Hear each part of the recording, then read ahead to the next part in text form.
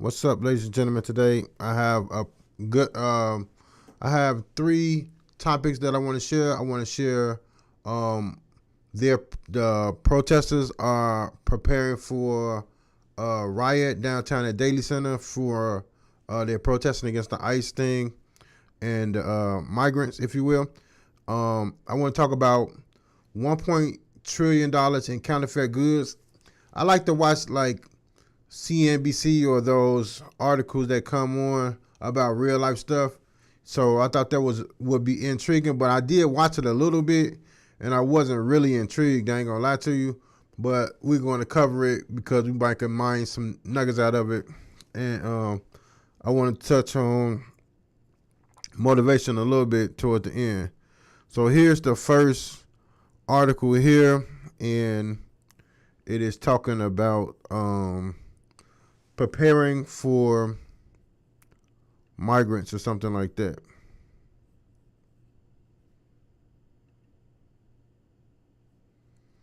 So this is it. We're gonna check it out.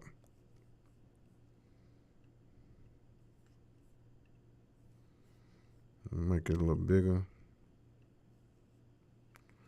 We're gonna check it out and then we're gonna talk about it a little bit. You hear me? All right. So they getting ready for.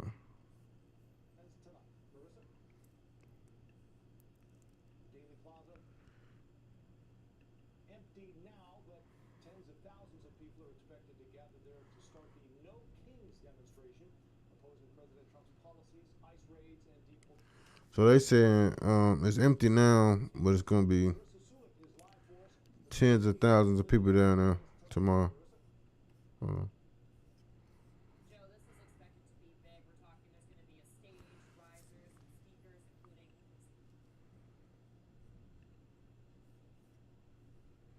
Senator Dick Durbin and Representative Chuy Garcia. Dang, bro. Now we're told after the rally here at Daley Plaza, there will be a 2-mile march somewhere around the city. Organizers have not said where that is going to be due to safety concerns. We spoke with them today to see if they have spoken with. Okay. Let's start over a little bit. This is annoying. All right. Larissa Seward is live for us with the safety and logistics plans tonight. Larissa? Joe, this is expected to be big. We're talking there's going to be a stage, risers, and speakers, including Senator Dick Durbin and Representative Chuy Garcia. Now we're told after the rally here at Daley Plaza, there will be a 2-mile march somewhere around the city. Organizers have. And they're gonna do a 2-mile march. Yeah. I need this. Not said where that is going to be due to safety concerns. We spoke with them today to see if they have spoken with police and city officials ahead of tomorrow. Businesses on State Street were seen boarding up Friday afternoon in case the No Kings protest and march. I'm not too familiar with the No Kings thing. I don't really even know.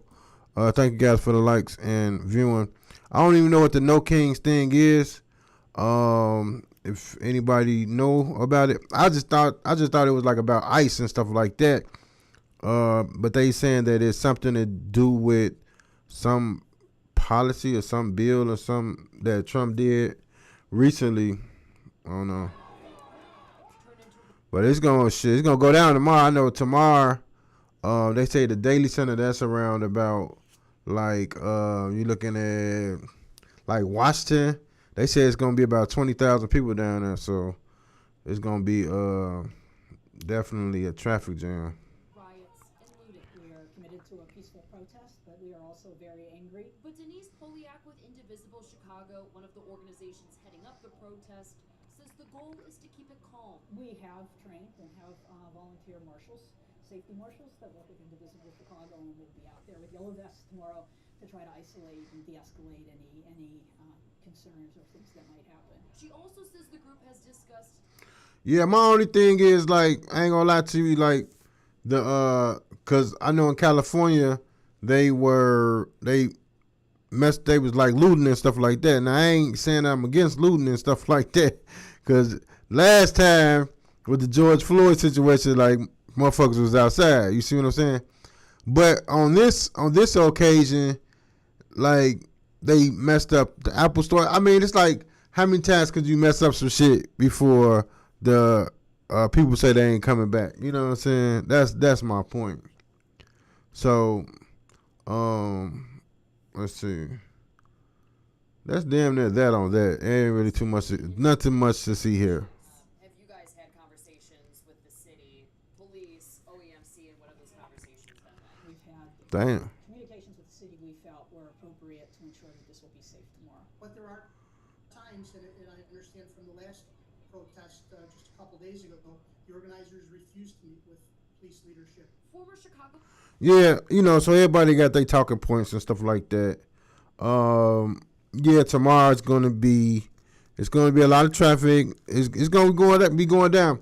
I might go out there with my camera tomorrow, just like to be like in the back, just to be outside. You know what I'm saying? Because I've been inside a lot lately, just to pop out. So that's that on that. We're gonna switch over to this next one, and that's talking about they talk about fake luxury goods. I was watching it, and what pisses me off about media sometimes is like everybody act like they're like so sanctified, and I'm gonna show you what they talking about. So this dude right here, right? So he got a jewelry spot, and he like checking the jewelry to see if it's real, which you definitely don't want to get cheated. But it's like the way that they make it sound and the way they go about it is like it's too soft. You know what I'm saying? Let's get into it. Fake luxury goods like watches and shoes make up 70% of the $2 trillion counterfeit industry. Here we have a Burberry coat, and it says Burbelly. Mistakes Bro, I know how to Burbelly. You hear me? on the button. Most people think it's a victimless crime. What they don't realize is they are the victim. See, that's what I'm talking about. Most people think it's a victimless crime, but they are the victim. But he was saying that Counterfeit jewelry or handbags can have a lot of that stuff be having, what's this word right here? Cadmium. It's like poisonous. Like it's like a element on a periodic table that's like bad for you. You know what I'm saying? toxins like cadmium and lead. And knockoff sneakers have funded terrorist attacks. Oh, what's the harm? I'm just buying this pocketbook. But they like, you know what I'm saying? Like it's lead and cadmium and stuff that's not knockoff. That's not counterfeit. You know what I'm saying? It's just a part of the goods and services, bro. Like you got like some pounds of weed right there, though. What could it do? The problem is where. Bro, they got APs, Audemars, Rolexes. They say it's $1.4 trillion. I don't know if it's like an annual business or what. Illicit factories are making fakes that are so convincing. Stopping them is getting harder. They shut one down, another one is being built across the pond. So how do criminals smuggle counterfeit jewelry, purses, and sneakers? And what can be done to spot the real stuff? Customs and Border Protection officers are the first line at a mail facility. Damn. Receives about 1 million packages every day. When it's coming from China, that's your number one red flag. In fact, most of the fake luxury goods bound for the U.S. come from China through the mail system. In 2024, U.S. Customs seized 32 million counterfeit items. They would have been worth $5.4 billion. All right, so now they got different sectors because we already heard what they said about that. A lot of money. Let's see what you got. Gold is so high now. It's such a great time to sell. This is dude like talking about gold and stuff like that and all this and that. What's that now? $29.09 per ounce of pure gold.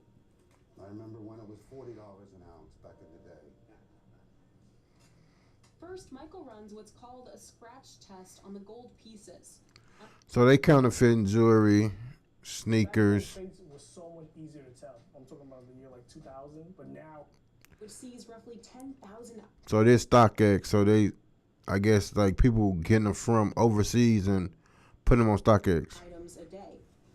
First, staff scan the RFID chips, which manufacturers often put in the box to track and identify authentic pairs. Counterfeiters even try to copy those. The company also uses CT scans, allowing us to get a shape of what is under the hood. The structure underneath the surface might be slightly different if we're looking at a counterfeit item. Finally, a human checks it. I've been collecting sneakers for way over 10 years. I verify from Nike to Adidas to this. Yeah, so that's StockX. So, I mean, that is kind of messed up. I got some notes, right? I said counterfeiting. Who really cares? You know what I'm saying? Don't nobody really care.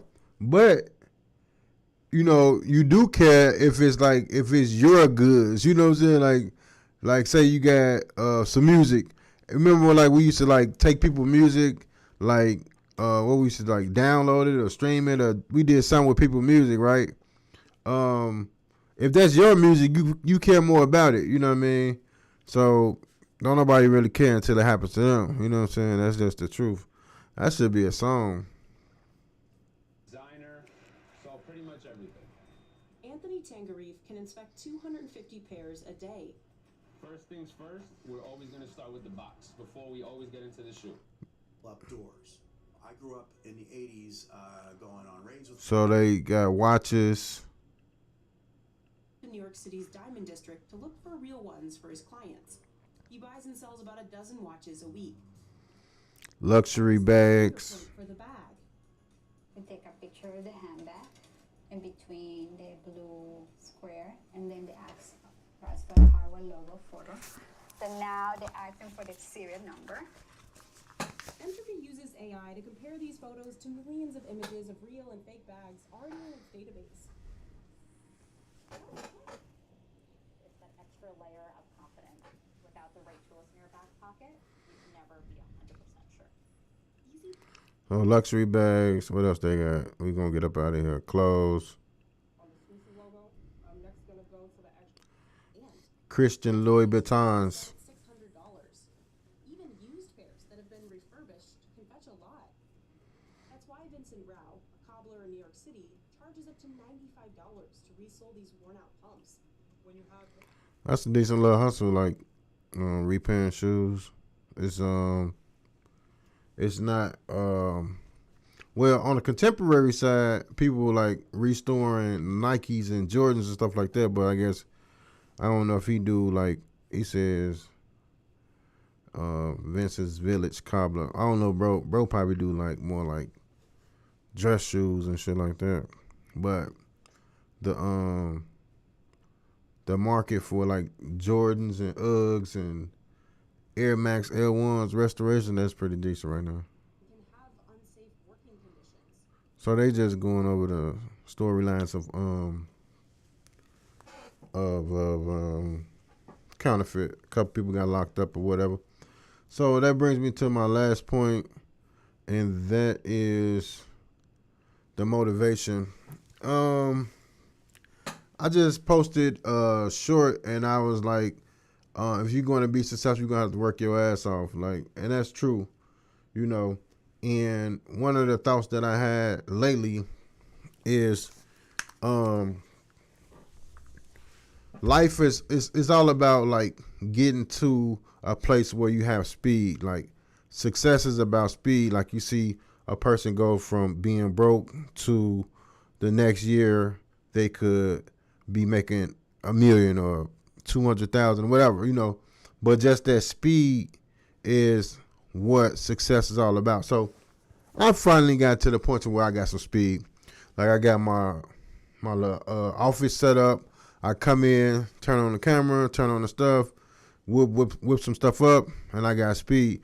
But it's like it takes money, you know what I'm saying? And everybody want to get paid. Like let's take this video stuff in particular. You got the people that you make the thumbnails through want to get paid. You got the people that you edit the videos that want to get paid. You got the people that do the streaming stuff right here that wants to get paid. Everybody wants to get paid. So, you know, life is gnarly, but it's really not that gnarly because like every time you look up, motherfucker want to get paid. You know what I'm saying? So you have to constantly be making money. You have to constantly be leveling up and getting to more bread. You know what I'm saying? But ultimately, like you want to get to a place where you're leveled up sufficiently, and then you start to get speed. You lock in, you lock in on what you got going on, and then you grow it exponentially in a short amount of time, which gives you success. You know what I'm saying? So that's that on that. We covered a couple things. We did the protest that they're gonna be down there tomorrow. We did the counterfeit thing because we normally watch stuff like that and a little motivation. So we ain't hurt nobody. Thank you, ladies and gentlemen, for watching. Thank you for the likes, and I appreciate you. Have a good night. And I might be back on another hour if I see another story. You hear me? If you want to be successful, you're going to have to work your ass off. So, hey, man, do what you will with it. Have a good